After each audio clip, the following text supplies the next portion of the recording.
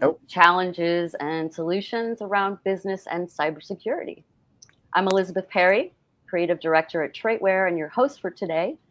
Today's topic is accountability in cybersecurity. Who is or who should be held accountable in the event of a cyber attack?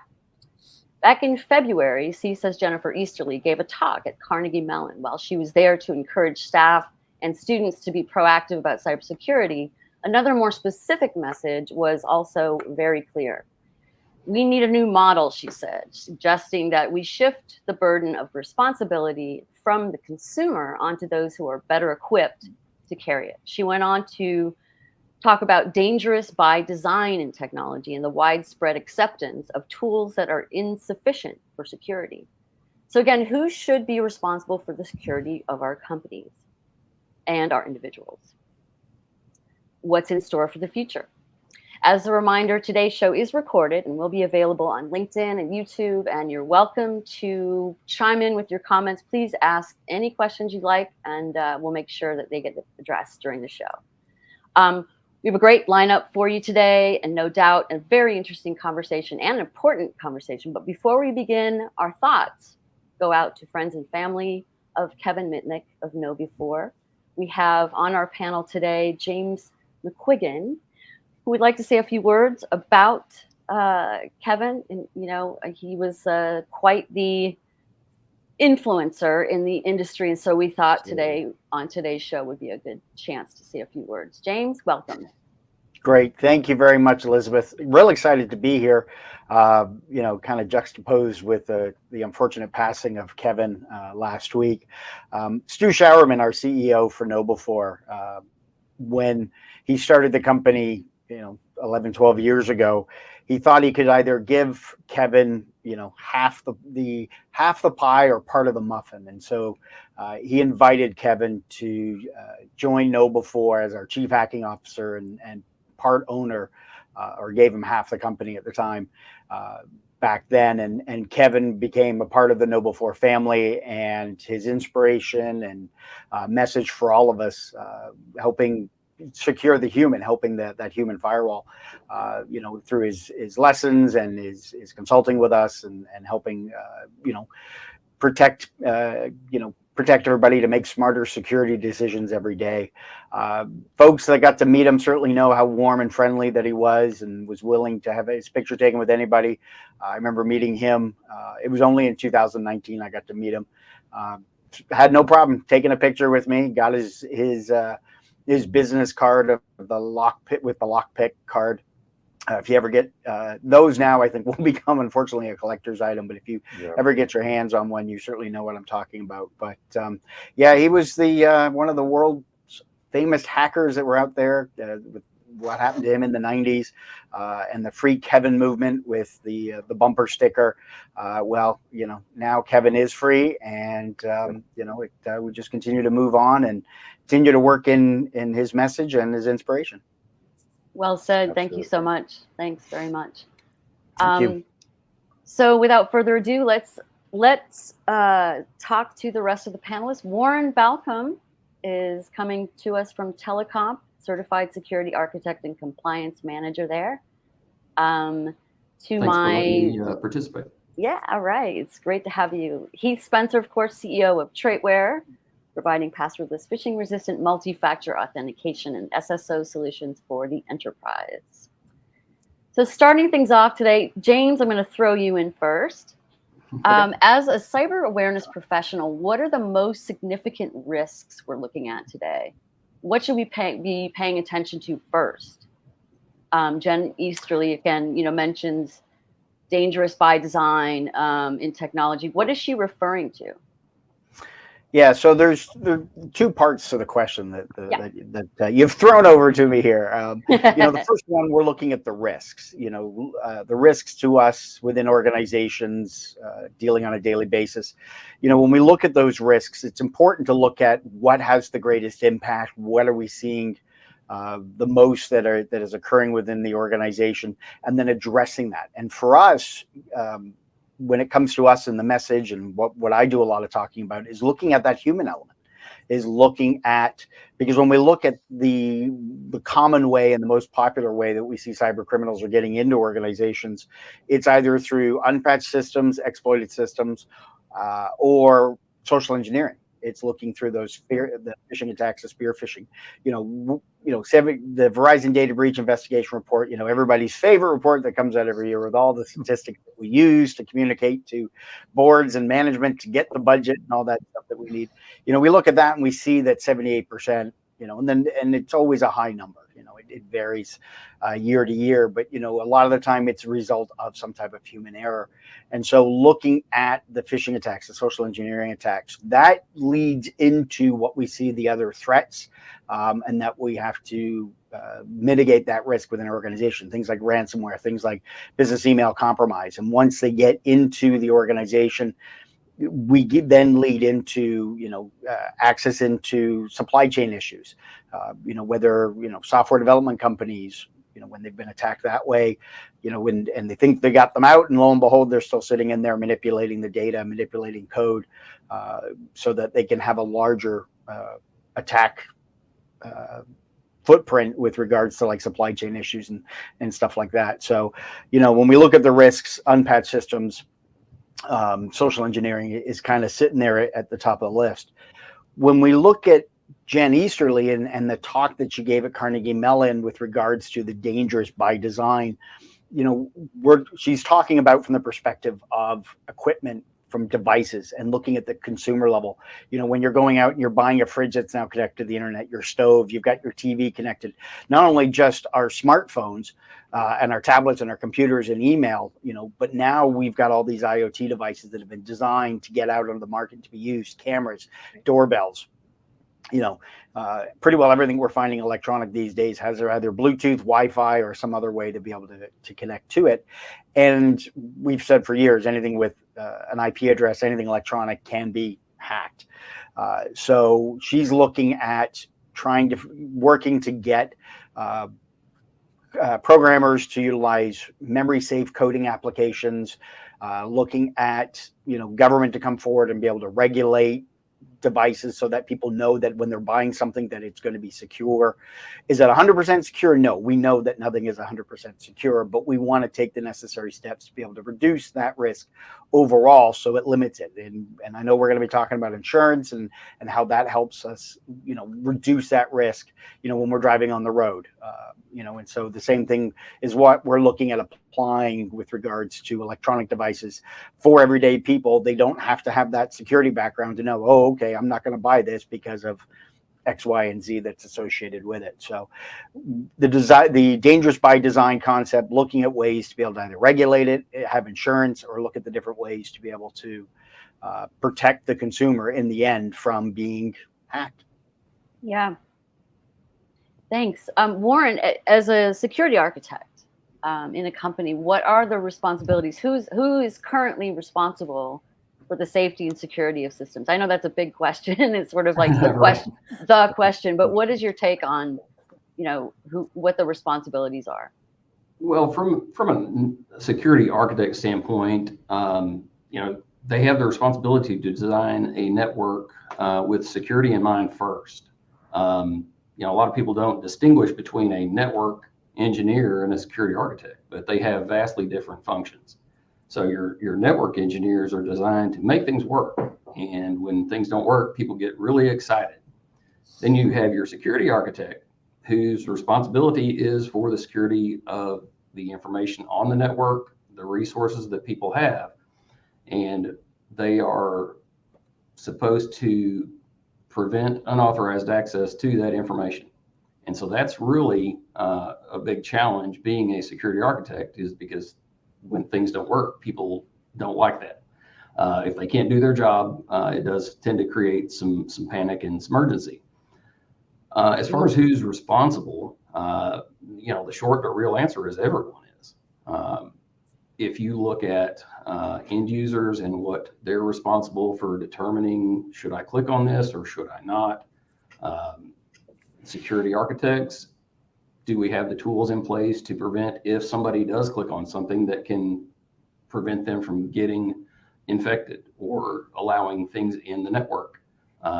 managers are responsible for advocating employees should have cybersecurity training. And then the decision makers, business owners, CEOs are responsible for making sure their IT staff, MSPs, have the tools and services that they need to protect the business from all kinds of risk. And I suppose there are a lot of shoulds in there, but what about regulation? What about what actually happens if somebody, doesn't do it right, or if something breaks? Like, I know that's another big question, but. Well, I worked for many years, working with a lot of financial institutions, and they knew every year they were getting an IT audit, network security, and then an exam every year. Almost every other industry does not get an audit or not required to get an audit until something's happened. Yep. And so that shift for me was looking at, okay, how do we, show people that you should be doing this just because it's good practice. These are, so a lot of what we do is educate and show people, hey, this is good, not just technology, this is good for your business. This protects your overall business. And when things happen, it can damage your reputation. It can cause you financial losses. And in the worst case, it can cause you to shut your doors. Yeah, Absolutely. yeah. So, and Heath, again, we're on dangerous by design and security, and I know there's an opposite of that. So how do we not be dangerous by design? And I know that TraitWare has a certain architecture to it, but there's also another layer to what is how. Well, I think there's, as James mentioned, Jen's focus at the talk was on technologies that are being developed and how do we protect the end user, the consumer. I think there are different layers. Currently we're focused on helping the enterprise or workforce identity space, but the point is the same across all of those things, and where anyone that's providing a service or a product needs to now take it seriously that cybersecurity is needs to be inherent in that service. It needs to be a core competency. It needs to be part of the minimum viable product or service that you're offering, where for so long people had this mindset that the digital world wouldn't impact the physical world, right? The real world. And that's just not the case these days. And so I think that there's this, and we are seeing a shift. And I think it's coming from really three different key market forces. One, you mentioned earlier, regulation. So there's state and federal regulation that is trying to encourage, and in some cases enforcing. So we're seeing, the FTC safeguards rule as an example really extends beyond where a lot of people expect it to. I mean, Warren already mentioned that financial institutions are already really dealing with audits and yearly reviews and training and all of those things. But what people may not know is that, like, the FTC safeguards rule extends into like higher education, anywhere they're processing a loan, so student loan, et cetera, it extends there. So that, that's one market force, right? In the FTC safeguards rule is an example of that. Another market force, as we mentioned earlier, is insurance. And we see, for all of us, we can relate, most adults today, even teenagers, the moment you start driving a car, you are required to have insurance. And if your parents somehow let you drive a car without putting you on the insurance, they in essence lied on the application, right? And if that teenager gets into an accident, it's unlikely the insurance company is going to want to pay because there was falsified information on that policy, right? So we all understand, whether it's home insurance or car insurance, we're required to have it. That's frustrating and painful. However, it has also encouraged best practices. We like to joke that insurance is kind of the private sector stick to encourage best practices. So with your home, you see the need to have defensible space. With your auto insurance, you see the need to wear your seatbelt, have a qualified airbag in the car. These days, modern cars, it used to be that newer cars were more expensive to insure. Well, actually, some newer cars are cheaper to insure because they have crash avoidance technology, right? So, Right. or if you have a teenager and you're willing to put modern technology in the car to monitor how fast they're driving, what they're doing, you can get reduced insurance rates. So insurance is a market force that's driving change. And then the third market force that we're seeing, and I'm sure that James can speak to this too, is that supply chain, so big companies that have lots of vendors underneath them are now requiring certain postures, whether it's to carry insurance, which will also drive those things, or it's this, posture of you're a risk to us and you can't work for us unless you do these things to get a distributor service agreement or whatever that is with us.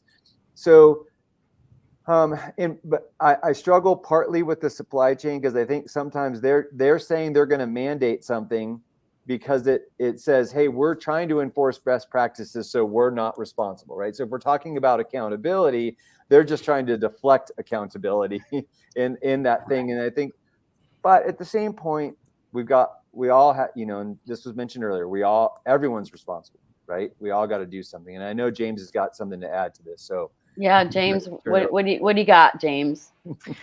Well, it was actually ironic, the message before with regards to compliance, but looking at yes.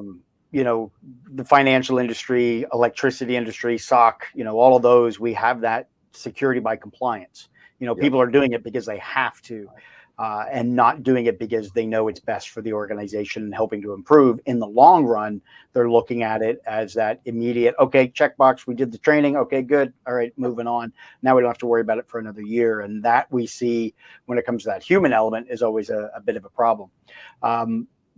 Looking at that supply chain issue, yeah, I mean, you've got that issue of, organizations trying not to take the blame or to have that accountability, looking at trying to have extreme ownership, which is kind of one of the core concepts that we have at KnowBe4. Sorry, shameless plug. But with regards to, having that ownership and taking the issue and running with it, admitting it when you're wrong, that can go a long way as well with regards to, what's going on in the supply chain. But a lot of the time, we've been seeing with regards to supply chain issues like MoveIt and SolarWinds and Kaseya and all them, a lot of big issues where they didn't have that strong enough culture overall and ended up, or they did, and the cyber criminals got in through one aspect of it, but they caused a whole lot of other problems overall. But yeah, having that accountability, having that strong extreme ownership is certainly a key concept to go a long way towards accountability. And any of you really, what do you tell people, because it's overwhelming? Yeah. I mean, all of this security stuff is overwhelming, but so you got to start somewhere. Where do we start? What are the first steps? Who do you talk to? Maybe Warren, you want to speak to that first? Yeah, I think one thing that we need to do a better job in the technology space, but also businesses, and we need to do a better job educating businesses on the impact that technology has on their overall business. Because the risk that a lot of times we look at gets, siloed in, oh, that's IT. But when you look at and are thinking about insurance, if we're not paying attention to limits and understanding those, we're going to cause, or there can be a big impact to the overall business if we're not looking at that. And if we have a big gap of what our limit is, as opposed to what we actually have to spend to recover from an incident, that's going to impact the business, not just technology. Yeah. Unfortunately, in our area, I have a real world scenario where I think there's, especially in the SMB space, which in the SMB space, having run small businesses for a long time, understanding those things, there is a lot of complacency versus compliance, right? In thinking that in convenience, we all know this, right? So convenience is the enemy of security, and security is the enemy of convenience. And in a real world example, people don't even think that they need cyber insurance. They just think that their regular errors and omissions coverage or their general business liability coverage will be applicable to these things. So there's a lot of education there. And then this aspect of, talking about accountability and responsibility. Unfortunately, a lot of people don't know who's accountable until a judge says so. So in a example, a couple of years ago in our local area, there was the unfortunate event of a couple young real estate agents, for convenience, had forwarded information to their personal email, which was not using business grade best practices, right? They were using personal email. They needed to access something. They forwarded a document. The personal email got compromised. Unfortunately, that led to wire instructions being sent to the wrong person milliseconds ahead of the real instructions, which led to 7-figure losses. The judge, so talking about accountability and responsibility, found the agent and the broker, even though the agent's technically an independent contractor, but brokers usually are supplying the corporate email for the corporate identity. They found the agent and the broker liable for the 7-figure loss because they had commingled the email to the personal email. And imagine being a 27-year-old real estate agent, out of college, whatever. You're just trying to, your only thing is trying to close a deal and sell a house or a condo or whatever it is.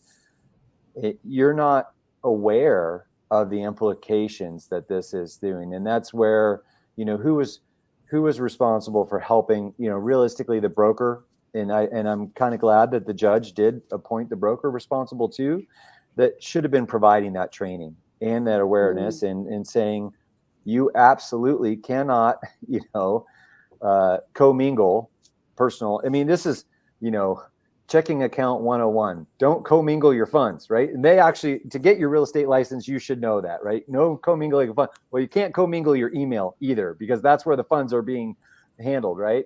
And that's a painful lesson. And there's still so many people that aren't even aware of those types of situations. Mm-hmm. Go ahead. I was going to add to it. The scary thing, 2 points on that. One is a lot of the time, and I agree with you, Heath, with regards to the small, medium businesses, they think, security by obscurity. Oh, I'm a small company. They're not going to hit me. I got nothing they want, which we know is far from the truth. So much of that. Exactly. But then the other aspect is there are people out there that are aware. They know, I know I'm supposed to have a strong password. I shouldn't repeat. I shouldn't click on links in emails.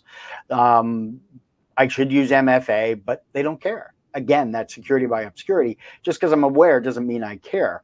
And the prime example that I love to use is you're driving down, going back to our car analogies from earlier, you're driving down the highway doing the speed limit 70 miles an hour, but you're doing 80, maybe pushing 85. The speed limit 70, you're just taking the risk that you don't get pulled over by the cop and given a ticket for speeding because you got to get where you're going.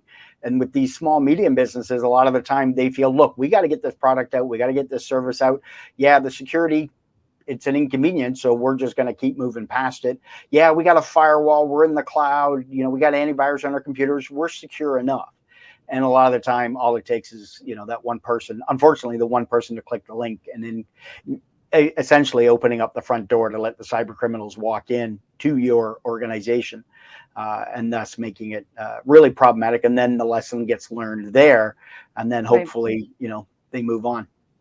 But is that your biggest frustration? I mean, let's talk about your frustration in trying to educate companies, individuals on all this stuff. Because what you said is true, that, you don't care until it happens to you. And then it's too late, right? Right. Then you could be broke, you could be whatever, but the worst could happen. So what is that your biggest frustration, and how do you get beyond that? So, when it comes to the human, there's always that, there's always going to be that fun level of frustration, even with their own kids, right? When working with, an organization, when, trying to push out training simulation, phishing simulations or the training programs. I mean, I know even myself, every year it comes around, I get all the accounting ones and the fair trade and the travel and expenses policy. I got to sign off. And it's like, okay, fine, next, finished, done. And I remember catching myself going, so this is what it's like when people get security awareness training. Okay, next, finished, answer the easy questions, done. Woo! I've had my training. Right. And I mean, they take the same approach to a EULA, right? Like, right, exactly. Yeah, exactly. It comes in and yep, all right, move. I mean, Click. how many of us really read them? Yeah. No one. No one. My hand goes down. But yeah, and so try that frustration of trying to get people to care. Sometimes it's a matter of, okay, let's work on one thing at a time, because what we're looking at doing is changing a habit. Yep. We've been doing it all wrong. We've never been properly trained. We get the security awareness training, and it needs to be, ingrained at that early age. I mean, that's the utopia. That would be what we need to have happen. When you look at a country like Estonia, that's what's happened over there. They've had that driven into them at an early age, mainly because of who their neighbors are and the attacks that came from those neighboring countries. But there is a higher level of security quotient, intelligent quotient, we'll say, that certainly happened, where people are like, okay, yep, got to have that password manager, got to make sure we got strong and unique passwords. Until it actually happens, people aren't going to really do anything, unfortunately, and that's the sad approach to it. Right. Well, I mean, is it scare tactics that work, or is it what works? Usually, we're looking at. Go on, Warren. Oh, what I think really works is showing them that you can identify their passwords and their reuse. So when we do vulnerability scans and pen tests, and we're taking their accounts and showing them, hey, this is the account you use for your business work, but you also have it for your personal account. And so you're using the same passwords. And when they're literally looking at all the times they've reused that, it can be a little bit eye-opening, because we see IT guys do that just as much as anybody else. And that's one thing that can make an impact. A lot of the time, what we're looking, like I said, we're looking to try and change habits. You can't go to the gym. New Year's Eve comes along, and we're going to drink, we're going to eat better, we're going to exercise more, we won't drink as much. And by the middle of January, we're on the couch eating chicken wings, drinking beer, watching the football game. Right. It takes a lot of effort. It takes repeating the process to change those habits. And like I said, we look at just taking one of them and work on that one habit and work through that. You can't go to the gym one day out of the year and expect that you've got that muscular toned body. No, you've got leg day and cardio day and back day and arm day and whatever other. I don't work out, so I don't know. But those are the day. That's that frequency that's got to be put forward. And a lot of the time, it's a matter of utilizing the carrot versus the stick. Reward the people. You completed the training. Woohoo! Here's a sticker. Somebody reported in a phishing email, even though you don't have a program for that. Great. Have some company swag. Have a half day off or something. But leading with the carrot, the rewards. When people see the norms that go on, it's like they got a sticker for finished training. Oh, okay. Or they got a $25 gift card for Starbucks because they caught a fish. Those kind of rewards is what helps drive and change that culture over time. Wow, that was a big quote. We have a question here, guys. Whoa, wait a second. This one comes from Aaron Peters. Hi, Aaron. Thanks for writing in. So many businesses are focused on the IT working as long as it works. As long as it works, we're good. Sorry. All of us in the IT world have the mindset that technology in its natural state is broken. So we need to do a better job of identifying those gaps in the architecture and the security space. Once we are able to bridge that divide, then we will begin making better strides to ensure an understanding of best practices, efficacy, efficiency, scalability, and profitability. Wow. I spent 18 years working for a little German company called Siemens, and I was part of the energy division, and I visited a lot of power plants in my years and a lot of wind turbine farms. And the mindset of if it ain't broke, don't fix it. Don't fix it. Yeah. Right. But also the concept of availability. We know the CIA triad, the confidentiality, integrity, availability. Depending on your organization is going to depend on where your focus is. For power plants, got to keep the lights on. It's all about availability. We are not shutting down the second Tuesday of every month to apply Microsoft patches. Yeah. So yeah, let IT, if it works, it works. Don't break, if it ain't broke, don't fix it. That becomes a common misnomer as well with regards to, getting more security or having those different security practices implemented. You have to mitigate the risk of, okay, we apply this patch and it shuts the system down and now we can't control the plant. That becomes a problem. And so looking at what your risks are, looking at what's key for you goes a long way in trying to determine, okay, where are we applying what measure? Yeah, in that scenario, the risk of having no power is greater than the risk of, Having no fixing server. something Yeah. or modernizing something. And so, Right. Yep. to Aaron's statement and to James's statement of changing habits, and then from the IT side, looking at technology that does need to be updated or changed in all of those things. And then in Warren's statements of, passwords have been an issue forever. They're still the top of the thing. Passwords have been around since the dawn of time, but have been being used in the computer science world since 1961 at MIT when they first used them to gate server access. And this is all documented, right? Passwords were compromised within, I think, 90 days, if not under 60 days at MIT for that use. And so it's been a known vulnerability since then, and yet was the most convenient path. Obviously, we're passionate about what we do because changing a habit, typically to change a habit, and this coming from a sports background, you can't change it. You have to replace it. You have to give them something different to do, and then the old habit will go away because you've replaced it with something better. We believe at TraitWare that technology can help replace those habits and use technology to reduce the ability for us. All humans make mistakes. I make them daily.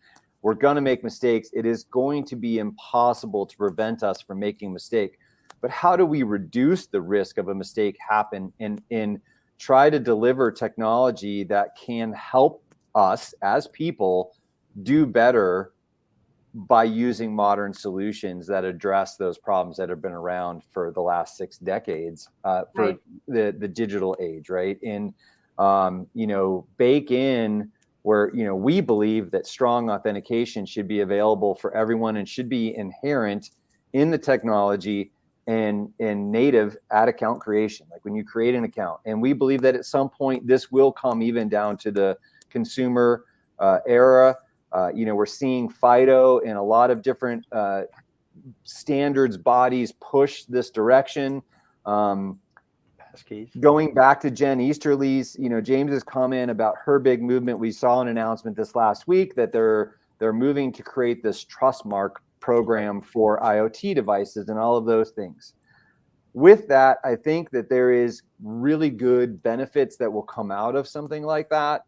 But there's going to be a period of time where that might give some people a false sense of security. Both Warren and James mentioned earlier compliance. Compliance tend to sometimes give people a false sense of, oh, we're compliant, so we're secure, rather than actually being, self-aware. I made a joke prior to the show starting that OSHA products or OSHA approved procedures sometimes give people a false sense of security. And there's a lot of statistics out there that show there's actually more accidents when people rely on just, oh, well, it's OSHA approved, so it must be safe, versus taking self-responsibility and being self-aware, self-preservation, those kinds of things. And that does, I think in a culture within, whether it's the consumer space, workforce identity, we've got to create this mindset where, and I do this with my own children, you need to have some self-responsibility, some self-preservation for whatever you're doing, driving a car or logging into your email, right? And those kinds of things. And how do we create that mindset? And then, but as technology providers, give people tools that assist them in reducing risk through better solutions. Right. That's a really good point. And at what point does it become obligatory? You know what I mean? Like, when you talk about the SSO tax, Heath, a lot, like, should all have access to good security. but we don't because we don't have maybe an enterprise account, or so-and-so doesn't allow SAML or OIDC or something like that. And at what point do we make it obligatory, or can we? Yeah. Yeah, well, I think that day is coming, and as we just mentioned with FIDO and what they're doing, and I think Yeah. there's a big, there's still going to be a little bit of a gap between the consumer and the enterprise world. I think we are finally seeing a shift. I know we've seen it recently where companies are starting to implement authentication standards for every tier plan, or at least open them up, realizing that it's actually to their benefit that if a company does use their own IAM solution or IDP like TraitWare, et cetera, shameless plug there again, right? So is that it's actually transferring that risk. They're then not storing, whether they're encrypting them or not, they're not storing passwords. They're moving the identity off of by implementing those standards. What we see, is a very simple example that most people will understand. Consumer grade product like Gmail doesn't offer strong enterprise integration for identity, right? You get Gmail and you can use a 2FA app. You should be using that for right now. That's all they offer. Now, do we hope that with FIDO and other regulatory things that, all standards like OpenID Connect or SAML 2.0 or what's happening with FIDO and passkeys extends everywhere? Yes. What gets me frustrating is the products or services that are targeted at the business, the B2B, that are only offering those if you're on the highest tier plan. You joked about SSO tax. There's a website out there that needs some updating. I encourage people, go update that website, because there's some really bad offenders of charging lots of money just to have better security, and that needs to change for everybody. Identity should be available at every tier plan. Strong authentication should be available at every tier plan. Yeah, good points. I'm going to show this question because we're only a few minutes out. I can't believe it, but here we go. It goes fast. Another time. The clock is ticking. So on this question, it's a good question. Cost. Farley Duvall says, thanks for this panel. Whenever I listen to discussions about security and risk, I immediately become concerned about costs and who will bear them. Are the costs to SMBs who are trying to protect themselves and their customers sustainable? And some sort of liability insurance necessary to be obligatory? I get the driver's license analogy, but it's a slippery slope in my opinion. I know this has been discussed by all of you today, but very frustrating to me as an entrepreneur. Anybody have comments on that? So I know it's certainly frustrating. And one of the things, there's an organization that I just finished serving on their board of directors, trustee board member. The Center for Cyber Safety and Education now has a free service that they're offering to small businesses, an entrepreneur like yourself, Farley, that can assess and help you with some of the security decisions, looking at what things you can improve in different opportunities that may be available for you. And so that might be something worth checking out. I know the government has other programs that are available as well to help the small medium, because they recognize that cybersecurity is such a big lift. And so wanting to work with them, there's grants that are available and those kind of things. Granted, yes, I know now it's like, great, when do I have the time to write the grant, but and go through all that application process? But I know there are services that are out there, and it's certainly worth checking out to try and be able to exactly secure those smaller businesses. Yeah. But, so I think, go ahead, Warren. Oh, I was going to say CISA.gov, and I think you guys had one of the CISA reps on earlier. Has really fantastic resources that are available. Their Shields Up program, but they have a lot of free tools that you can use to find out more information about your network. And really, assessing risk is probably one of the most important steps of making sure you know what the risks are to your overall business, and then you can address how to secure it.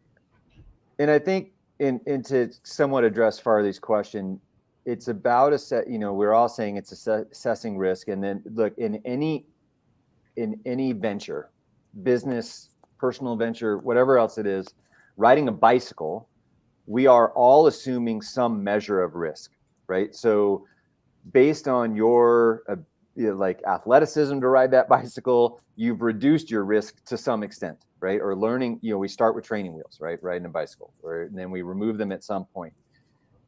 I think as a small business owner, you have to vote with your dollar and do a little bit of homework, choosing services or products to operate your business, whether it's, I don't want to get thrown under the bus here, but there's a particular very popular accounting program that a lot of SMBs use that we personally use at TraitWare that does not offer the best login security, and it drives me nuts every day. And I, as a small business, whatever else, we can't go afford big giant enterprise accounting software, et cetera. And you have to then check, but then if you're at least aware, okay, this isn't as strong as I would like it to be, I have to then take the extra steps to do it the best I can to reduce that risk. So you have to evaluate the tools you're using and then look at what can I control, and then how do I control it best within those things. And I think we all voting with your dollar, buying products from companies that are taking it seriously and not letting them off the hook. Companies that have been breached 9 times, maybe you shouldn't purchase from them. There's a few of them out there that are in the news all the time. So in going back to the question of should insurance be obligatory, typically it's not obligatory until you're going after maybe certain business deals or contracts, and then the supply chain, the person above you, then might be requiring it, right? So if we even look at the physical world, right? If you're a contractor going to get a contracting job, they're going to expect you to carry some measure of liability and workers' comp and those things. And you have to carry certain levels of insurance depending on the size of the job. So I don't think insurance is necessarily obligatory, and I don't know that it should become obligatory, but it is the risk assumption based on the return of investment. Is this winning this customer going to offset the cost of having to carry this size policy? That's my 2 cents on the obligatory part of insurance. We have to do it, and it's painful. I mean, we even in ours, like painful spending money on cybersecurity. I spend money on a SOC 2 Type 2 audit every year, and it kills me to do it, but I got to have it. Right. And so because I've chosen that was worth the expense to go land the contracts that we're trying to win. That's the decisions you have to make as the entrepreneur. Is spending this money going to be justified by the potential contracts we can win getting there? Guys, we've gone over time. This is once again, it's it's always, it's never enough time. So next time we're going for 2 hours or something. But anyway, so if anybody if you have to go, you have to go. But if anybody has any final thoughts about the future, I'd love to just go around. Why not? Let's see if people have the time. Go ahead, Warren. What do you think? Future of accountability. Sure. I think the future is really, one of the things that people can do that I think would be a good practice. If you're not doing incident response, tabletop testing, do a scenario and be specific about it. Say, point out somebody in the room and they're the ones that clicked on the malware. Well, they're responsible for clicking on the malware. Should they have been able to? Kind of ask your CISO, are there any controls that we could have used? Well, the CISO may say, well, I submitted, the proposal to use TraitWare for you guys, but you guys never approved it. So, there's some accountability for the CEO to, for the reason that maybe that malware got through. Right. And so I think using tools like that, if you're not doing incident response tabletops, I think that would be something that would be really good. Kind of point out and determine who can be accountable in different situations. James, what do you got? Yeah, when it comes to, looking at the future accountability, I'm going to kind of be the cynic here and kind of think we're going to have more people trying to figure out ways to avoid it, with regards to insurance. It's like, oh, we got the insurance. Time and time again over the years I've seen, it's like, oh, we got this product, we got this widget, we got this thing. We're going to be safe, we're going to be secure. But I think in the long run, I think as users, as people, looking to try and, do the right thing, hopefully look more towards looking at extreme ownership and taking that on and running with it to solve the issue. Certainly tabletop exercises, your processes, your technology, like your firewall, secure email gateways, antivirus, your technology there, but then also looking back and getting people accountable and helping make those smarter security decisions every day. Yeah. Yeah, my 2 cents on the future of accountability, and we're already seeing it, is I think that the excuse of not being aware is going away. Yeah. We're seeing cases where CISOs are being held accountable. I think that the C-suite in general is no longer going to be able to have, I joke about plausible deniability. I think they're going to be too aware, and they're going to have to accept responsibility. And they aren't going to be able to just use a CISO as the scapegoat. And quite frankly, they shouldn't be. And if you are going to try to say a CISO is the one that's ultimately responsible, then you better give them a seat at the big boys table. And so I think that in the arena of who's accountable, I think it's small businesses are going to take a beating for a long time, because it's going to land on just the entrepreneur to be self-responsible, and you need to go learn about what you need to be doing. As you move up through the medium to large enterprise space, I think you're going to start seeing executives held responsible because they can't put their head in the sand anymore. That's my sense. Right. There needs to be more tech people on the board of directors. Absolutely. Or at least being a board advisor and being taken seriously. Yeah. Right. Because pretty soon it's the CEO is going to be accountable, right? Absolutely. So anyway, you guys, we got to continue this discussion offline. But if you guys have the audience, if you have any questions for any of our panelists, please reach out. You got their names right there. They're all on LinkedIn, and they're all really happy to chat. So absolutely. Thank you so much, everybody, panelists. Great discussion as always. If you have any, like I said, if you have any further questions for me or anybody else, just please reach out. And we're on YouTube and LinkedIn. It is recorded, so you can watch it again and again and share with all your peeps. Have a great morning, afternoon, or evening, wherever you are in the world, and we'll see you on the next ReadySetCyber. Thanks, everybody. Take care, everybody. Thank you. Bye.